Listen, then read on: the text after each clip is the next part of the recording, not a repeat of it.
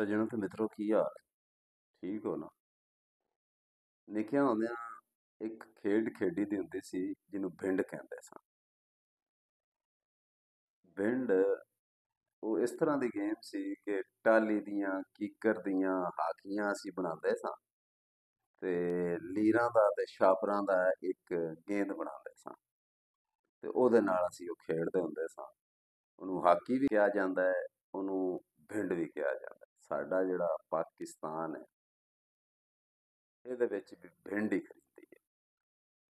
ਲੀਰਾਂ ਦੇ ਤੇ ਛਾਪਰਾਂ ਦੇ ਗੇਂਦ ਬਣਦੇ ਨੇ ਤੇ ਫਿਰ ਉਹ ਛਾਪਰ ਤੇ ਲੀਰਾਂ ਜਿਹੜੇ ਨੇ ਉਹ ਰੇਜ਼ਾ ਰੇਜ਼ਾ ਹੋ ਜਾਂਦਾ ਹੈ। ਮੇਰਾ ਕਹਿਣ ਦਾ ਮਤਲਬ ਇਹ ਹੈ ਕਿ ਤੁਸੀਂ ਸਾਡੇ ਸਿਆਸਤਦਾਨ ਵੇਖ ਲਓ ਕਿ ਕੀ ਕਰਦੇ ਨੇ। ਇਹ ਸਾਡੇ ਸਿਆਸਤਦਾਨ ਜਿਹੜੇ ਨੇ ਇਹ ਲੀਰਾਂ ਛਾਪਰ ਜੋੜ ਕੇ ਤੇ ਇੱਕ ਪਾਰਟੀ ਬਣਾਈ ਜਾਂਦੀ ਹੈ ਇਹਨਾਂ ਦੀ। ਫਿਰ ਉਸ ਪਾਰਟੀ ਨੂੰ ਇਕਤਦਾਰ 'ਚ ਲਿਆਂਦਾ ਜਾਂਦਾ ਹੈ, ਫਿਰ ਉਸ ਪਾਰਟੀ ਨੂੰ ਕੱਢ ਦਿੱਤਾ ਜਾਂਦਾ ਹੈ, ਫਿਰ ਉਹ ਲੀਰਾਂ ਛਾਪਰ ਜਿਹੜੇ ਨੇ ਉਹਨਾਂ ਨੂੰ ਮਰੋੜ ਮਰੋੜ ਕੇ ਸੱਜੇ ਖੱਬੇ ਕਰ ਦਿੱਤਾ ਜਾਂਦਾ ਹੈ। ਇਹ ਹੀ ਹੋ ਰਿਹਾ। ਔਰ ਸਾਡੇ ਪਾਕਿਸਤਾਨ ਦੀ ਤਾਰੀਖ ਹੈ ਕਿ ਇੱਥੇ ਸਿਆਸਤਦਾਨ ਹਮੇਸ਼ਾ ਇਸਤੇਮਾਲ ਹੋਇਆ ਹੈ ਸਟੈਬਲਿਸ਼ਮੈਂਟ ਦੇ ਹੱਥੋਂ। ਜਦੋਂ ਤੁਸੀਂ ਸਟੈਬਲਿਸ਼ਮੈਂਟ ਦੇ ਮੋਢਿਆਂ ਦੇ ਉੱਤੇ ਬਹਿ ਕੇ ਇਕਤਦਾਰ ਦੇ ਵਿੱਚ ਆਓਗੇ, ਵਜ਼ੀਰ ਆਜ਼ਮ ਦੀ ਕੁਰਸੀ ਤੇ ਬਵੋਗੇ ਤੇ ਜਿਸੇ ਤੁਹਾਨੂੰ ਉਸ ਕੁਰਸੀ ਦਾ ਨਸ਼ਾ ਹੋਏਗਾ ਤੇ ਫਿਰ ਤੁਸੀਂ ਇਸ ਐਸਟੈਬਲਿਸ਼ਮੈਂਟ ਨੂੰ ਕਹੋਗੇ ਕਿ ਤੁਸੀਂ ਕੌਣ, ਤੇ ਫਿਰ ਉਹ ਤੁਹਾਨੂੰ ਦੱਸਦੇ ਨੇ ਕਿ ਅਸੀਂ ਇਹ ਹਾਂ, ਤੁਸੀਂ ਕੌਣ। ਗੱਲ ਇਹ ਵੇ ਕਿ ਜਦੋਂ ਤੁਸੀਂ ਕਿਸੇ ਦੇ ਸਹਾਰੇ ਨਾਲ ਚੱਲੋਗੇ ਨਾ, ਜਦੋਂ ਉਹ ਸਹਾਰਾ ਛੱਡੇਗਾ ਤੁਹਾਡਾ ਫਿਰ ਇਹ ਹਾਲ ਹੋਵੇਗਾ ਜੋ ਸਿਆਸਤਦਾਨਾਂ ਦਾ ਹੁੰਦਾ ਹੈ। ਤੇ ਦੂਜੀ ਗੱਲ ਇਹ ਵੇ ਕਿ ਇਹ ਸਿਆਸਤਦਾਨ ਜਿਹੜੇ ਨਾ ਇਹ ਆਵਾਮ ਦੇ ਨਾਲ ਖੇਡਦੇ ਨੇ ਬਾਂਦਰ ਕਿੱਲਾ। ਬਾਂਦਰ ਕਿੱਲਾ ਵੀ ਤਾਂ ਖੇਡ ਹੈ ਇੱਕ, ਤੇ ਨਿੱਕਿਆਂ ਹੁੰਦਿਆਂ ਸ਼ਾਇਦ ਤੁਸੀਂ ਵੀ ਖੇਡੀ ਹੋਵੇ ਕਿ ਇੱਕ ਰੱਸੀ ਹੁੰਦੀ ਹੈ, ਇੱਕ ਕਿੱਲਾ ਹੁੰਦਾ ਹੈ, ਉਹਦੇ ਕੋਲ ਜੁੱਤੀਆਂ ਪਈਆਂ ਹੀ ਹੁੰਦੀਆਂ ਨੇ ਔਰ ਉਹਦੇ ਗਿਰਦ ਘੁੰਮਦਾ ਹੈ ਇੱਕ ਬੰਦਾ ਔਰ ਉਹ ਫਿਰ ਜੁੱਤੀਆਂ ਚੁੱਕੀਆਂ ਜਾਂਦੀਆਂ ਨੇ। ਫਿਰ ਕੋਈ ਇੱਕ ਟਾਰਗੇਟ ਰੱਖਿਆ ਹੁੰਦਾ ਹੈ, ਉਸ ਟਾਰਗੇਟ ਤੇ ਜਾ ਕੇ ਉਸ ਬੰਦੇ ਨੇ ਹੱਥ ਲਾਣਾ ਹੁੰਦਾ ਹੈ। ਜਿੰਨੀ ਦੇਰ ਤੱਕ ਉੱਥੇ ਨਹੀਂ ਉਹ ਪਹੁੰਚਦਾ ਉਹਨੂੰ ਜੁੱਤੀਆਂ ਪਿੱਛੋਂ ਪੈਂਦੀਆਂ ਰਹਿੰਦੀਆਂ। ਤੇ ਸਾਡੇ ਨਾਲ ਵੀ ਨਾ ਇਹ ਹੀ ਹੋ ਰਿਹਾ। ਸਾਨੂੰ ਵੀ ਆਵਾਮ ਨੂੰ ਤਾਂ ਜੁੱਤੀਆਂ ਹੀ ਪੈ ਰਹੀਆਂ ਔਰ ਆਵਾਮ ਨੂੰ ਜੁੱਤੀਆਂ ਮਾਰਨ ਦੇ ਵਿੱਚ ਕਿਰਦਾਰ ਜਿਹੜਾ ਹੈ ਉਹ ਸਿਆਸਤਦਾਨ ਦਾ ਹੈ। ਔਰ ਮਜ਼ੇ ਦੀ ਗੱਲ ਇਹ ਹੈ ਕਿ ਸਾਨੂੰ ਸਿਆਸਤਦਾਨਾਂ ਕੋਲੋਂ ਜੁੱਤੀਆਂ ਪਾਉਂਦੀਆਂ ਤੇ ਸਿਆਸਤਦਾਨਾਂ ਨੂੰ ਐਸਟੈਬਲਿਸ਼ਮੈਂਟ ਤੋਂ ਜੁੱਤੀਆਂ ਪਾਉਂਦੀਆਂ।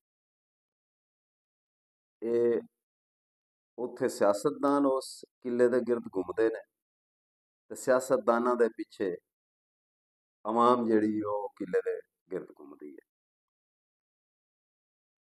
ਸਾਡੇ ਨਾਲ ਤਾਂ ਇਹ ਹੋ ਰਿਹਾ। ਹੁਣ ਤੁਸੀਂ ਵੇਖੋ ਕਿ ਅੱਜ ਤੱਕ ਮੇਰਾ ਖਿਆਲ ਹੈ ਕਿ ਸਾਡੀ ਤਾਰੀਖ ਦੇ ਵਿੱਚ ਕਿਸੇ ਵੀ ਸਾਬਕਾ DGISI ਜਿਹੜਾ ਹੈ ਉਹਦਾ ਕੋਰਟ ਮਾਰਸ਼ਲ ਨਹੀਂ ਹੋਇਆ। ਚੰਗੀ ਗੱਲ ਹੈ, ਫੈਜ਼ ਹਮੀਦ ਦਾ ਕੋਰਟ ਮਾਰਸ਼ਲ ਸਟੈਬਲਿਸ਼ਮੈਂਟ ਦੀ ਮਜਬੂਰੀ ਬਣ ਗਈ ਸੀ, ਉਹਨੂੰ ਸਾਈਆਂ ਜਬੜ-ਗੂਟ ਕਰ ਲਿਆ।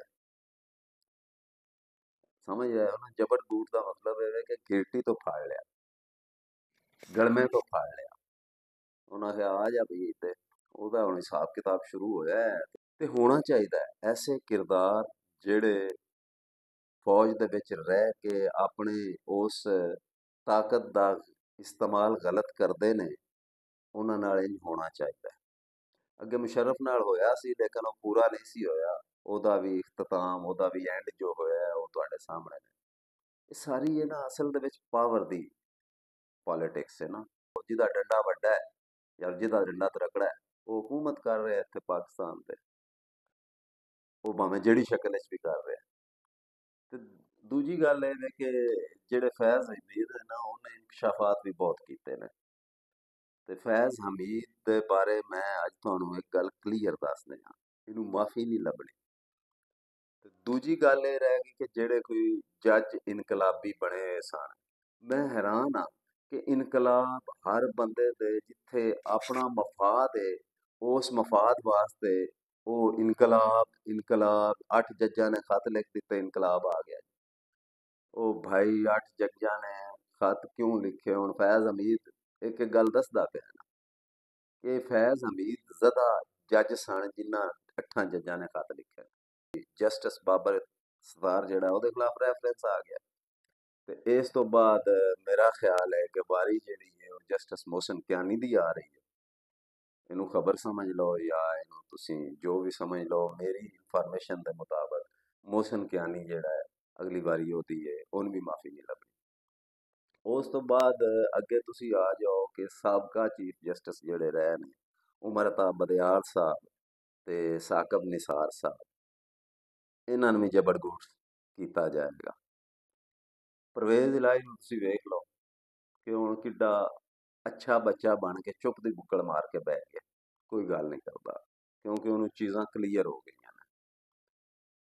ਤੇ ਅਕਤੂਬਰ ਜਿਹੜਾ ਹੈ ਨਾ ਭਾਈ ਜੀ, ਇਹ ਅਕਤੂਬਰ ਬੜਾ ਡਾਢਾ ਜੀ। ਇਸ ਅਕਤੂਬਰ ਦੇ ਵਿੱਚ ਲੀਰਾਂ ਦਾ ਤੇ ਛਾਪਰਾਂ ਦਾ ਉਹ ਗੇਮ ਜਿਹੜੀ ਪੀਟੀਆਈ ਦੀ ਸ਼ਕਲ ਵਿੱਚ ਬਣਾਇਆ ਗਿਆ ਸੀ, ਉਹਨੇ ਮਜ਼ੀਦ ਲੀਰੋ ਲੀਰ ਹੋਣਾ। ਔਰ ਹੋ ਸਕਦਾ ਨਹੀਂ ਬਲਕਿ ਕਾਫੀ ਸਾਰੇ ਚਾਂਸ ਨੇ ਕਿ ਅਕਤੂਬਰ ਦੇ ਵਿੱਚ ਐਮਰਜੈਂਸੀ ਵੀ ਲੱਗ ਜਾਏ। ਤੇ ਸਿਆਸਤਦਾਨ ਜਿੰਨੀ ਦੇਰ ਤੱਕ ਇਕੱਠੇ ਹੋ ਕੇ ਨਹੀਂ ਬਾਣਗੇ, ਇੱਕ ਦੂਜੇ ਨੂੰ ਚੋਰ ਡਾਕੂ ਕਹਿਣ ਦੀ ਬਜਾਏ ਪਾਰਲੀਮੈਂਟ ਦੇ ਪਲੇਟਫਾਰਮ ਦੇ ਉੱਤੇ ਇਹ ਇਕੱਠੇ ਹੋ ਕੇ ਨਹੀਂ ਬਾਣਗੇ, ਇੱਕ ਦੂਜੇ ਨਾਲ ਗੱਲ ਨਹੀਂ ਕਰਨਗੇ, ਉੱਥੇ ਬਹਿ ਕੇ ਇਹ ਕਾਨੂੰਨ ਸਾਜ਼ੀ ਕਰਨ, ਉਹਨਾਂ ਤਾਕਤਾਂ ਦਾ ਰਸਤਾ ਰੋਕਣ ਜਿਹੜੀਆਂ ਤਾਕਤਾਂ ਇਹਨਾਂ ਨੂੰ ਇਸਤੇਮਾਲ ਕਰਦੀਆਂ। ਇਹ ਹਮੇਸ਼ਾ ਇਸਤੇਮਾਲ ਹੋਏ ਨੇ। ਤੇ ਫਿਰ ਖੇਦੂ ਜਿਹੜਾ ਹੁੰਦਾ ਹੈ ਨਾ ਗੇਂਦ, ਜਿਹੜਾ ਲੀਰਾਂ ਛਾਪਰਾਂ ਦਾ ਹੋਵੇ, ਉਹ ਫਿਰ ਲੀਰਾਂ ਛਾਪਰ ਜਿਹੜੇ ਨੇ ਉਹ ਪੁਰਜ਼ਾ ਹੋ ਜਾਂਦੇ ਨੇ ਮੇਰੇ ਭਾਈਓ। ਤੇ ਗੱਲ ਸਿਰਫ ਇੰਨੀ ਹੈ ਕਿ ਇਹਨਾਂ ਸਿਆਸਤਦਾਨਾਂ ਨੂੰ ਸੋਚਣਾ ਚਾਹੀਦਾ ਹੈ ਕਿ ਅਸੀਂ ਕਿਉਂ ਨਾ ਇਕੱਠੇ ਹੋ ਕੇ ਬੋਲੀਏ, ਤੇ ਅਸੀਂ ਕਿਉਂ ਨਾ ਪਾਰਲੀਮੈਂਟ ਦੇ ਵਿੱਚ, ਪਾਰਲੀਮੈਂਟ ਤੋਂ ਸਾਰੇ ਇਦਾਰੇ ਨਿਕਲਦੇ ਨੇ, ਜਿਹੜਾ ਸਾਰਿਆਂ ਇਦਾਰਿਆਂ ਦਾ ਬਾਪ ਹੈ, ਪਾਰਲੀਮੈਂਟ ਦੇ ਵਿੱਚ ਬਹਿ ਕੇ ਭਾਈ ਜਾਨ ਆਪਣੀਆਂ ਲੜਾਈਆਂ ਲੜੋ। ਰੋਡਾਂ ਦੇ ਉੱਤੇ ਜਲਸੇ ਜਲੂਸ ਉਹ ਇਹਦੇ ਵਿੱਚ ਯਾਰ ਅਸੀਂ ਲੋਕ ਤੰਗ ਹੁੰਦੇ ਆ, ਜਿਨ੍ਹਾਂ ਦਫ਼ਤਰਾਂ 'ਚ ਜਾਣਾ ਹੁੰਦਾ, ਜਿਨ੍ਹਾਂ ਕੰਮ ਤੇ ਜਾਣਾ ਹੁੰਦਾ, ਉਹ ਜ਼ਲੀਲ ਹੁੰਦੇ ਨੇ। ਔਰ ਯਕੀਨ ਕਰੋ ਕਿ ਜਦੋਂ ਵੀ ਈਵੈਂਟ ਹੋਵੇ ਤੇ ਹਰ ਬੰਦਾ ਗਾਲ ਕੱਢ ਰਿਹਾ ਹੁੰਦਾ ਹੈ। ਤੇ ਪਾਰਲੀਮੈਂਟ ਅੱਛਾ ਪਲੇਟਫਾਰਮ ਹੈ ਜਿਹਦੇ ਤੇ ਬਹਿ ਕੇ ਤੁਹਾਡੀ ਸਾਰੀ ਸਿਆਸਤ ਹੋ ਸਕਦੀ ਹੈ ਰੋਡਾਂ ਦੇ ਉੱਤੇ। ਦੂਜੀ ਗੱਲ ਇਹ ਕਿ ਆਵਾਮ ਦਾ ਤਾਂ ਨਿਕਲਿਆ ਪਿਆ ਕਚੂੰਬਰ। ਭਾਈ ਜੀ ਬਿਜਲੀ ਦੇ ਬਿੱਲ ਦੇ ਦਿੰਦੇ ਨੇ ਤੇ ਟੁੱਕਰ ਜਿਹੜਾ ਹੈ ਨਾ ਉਹ ਨਹੀਂ ਉਹਨਾਂ ਦਾ ਪੂਰਾ ਹੁੰਦਾ ਪਿਆ। ਅੱਲਾ ਵਾਸਤੇ ਇਹ ਐਮਰਜੈਂਸੀ ਲੱਗੇ, ਫੌਜੀ ਹਕੂਮਤ ਆਵੇ, ਸਿਆਸੀ ਹਕੂਮਤ ਆਵੇ, ਯਾਰ ਸਾਨੂੰ ਇਹਦੇ ਨਾਲ ਕੋਈ ਗਰਜ਼ ਨਹੀਂ। ਖੁਦਾ ਵਾਸਤੇ ਇਸ ਟਾਈਮ ਗਰੀਬ ਦੀ ਜਿਹੜਾ ਲੁਕਮਾ ਹੈ ਨਾ ਉਹ ਨਾ ਖੋਵੋ, ਉਹ ਨਾ ਖੋਵੋ, ਉਹ ਨਾ ਖੋਵੋ। ਮੁਕਾਫਾਤੇ ਅਮਲ ਬੜਾ ਡਾਢਾ ਹੁੰਦਾ ਜੇ। ਫਿਰ ਬਾਂਦਰ ਕਿੱਲੇ ਵਾਲੀ ਖੇਡ ਜਿਹੜੀ ਹੈ ਉਹ ਜੁੱਤੀਆਂ ਦੀ ਵਾਰੀ ਫਿਰ ਉਹਨਾਂ ਦੀ ਵੀ ਆ ਹੀ ਜਾਂਦੀ ਹੈ। ਤੇ ਜੁੱਤੀਆਂ ਤੋਂ ਬਚੋ ਆਪ ਵੀ, ਤੇ ਸਾਨੂੰ ਜਿਹੜੀ ਆਵਾਮ ਹੈ ਇਸ ਨੂੰ ਵੀ ਇਹਨਾਂ ਜੁੱਤੀਆਂ ਤੋਂ ਬਚਾਓ। ਖੁਦਾਰਾ ਸਾਡੇ ਤੇ ਰਹਿਮ ਕਰੋ, ਇਸ ਆਵਾਮ ਨੂੰ ਕੋਈ ਸਕੂਨ ਨਾਲ ਕੋਈ ਲੁਕਮਾ ਖਾ ਲੈਣ ਦਿਓ, ਇੱਜ਼ਤ ਨਾਲ ਖਾ ਲੈਣ ਦਿਓ।